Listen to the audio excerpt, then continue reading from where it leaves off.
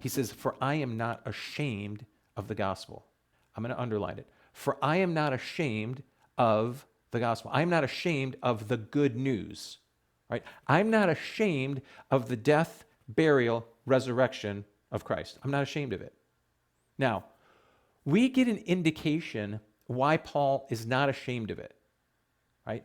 We're going to jump to 1 Corinthians. Jump to 1 Corinthians with me, chapter 1, verse 23 and 24. Notice what he says. But we preach Christ crucified, right? That's essentially the gospel. We preach Christ crucified, to Jews a stumbling block, and to Gentiles foolishness. But to those who are the called, both Jews and Greeks, Christ, the power of God, and the wisdom of God. Hold right there.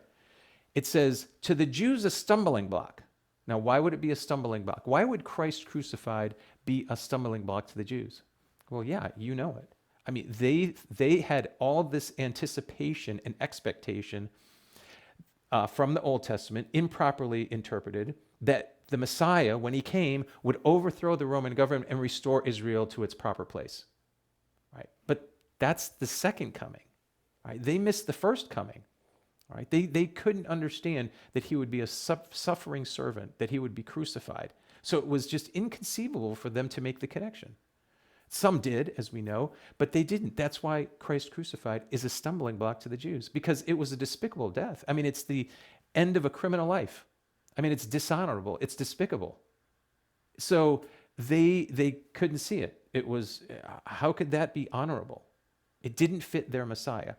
Now, it says to the Greeks, though, it would be foolishness, or Gentiles, it would be foolishness. And why would that be? What? You're saying that someone who's crucified, really, again, they would have thought that's dishonorable. It's the end of a criminal life at the time period then. And the Greeks would have been more into philosophy and logic and reason and intellectual discourse. They would have viewed that as wise and powerful. All right, but back on the screen, let's go back here. I want to show you this. But we preach Christ crucified. Now, just push aside the whole Jews a stumbling block, Gentiles foolishness, and then it says, but to those who are called, both Jews and Greeks, Christ, the power of God and the wisdom of God. So walk with me through on the screen. But we preach Christ crucified, Christ, the power of God and the wisdom of God. Now think about this. We preach Christ crucified, the power of God and the wisdom of God. Paul is saying, this is how God exerts his power. This is how he expresses his wisdom. Think about that.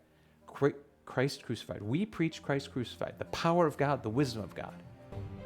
That's why Paul is not ashamed of the gospel. It's the power to save all, and it's the power of God and the wisdom of God.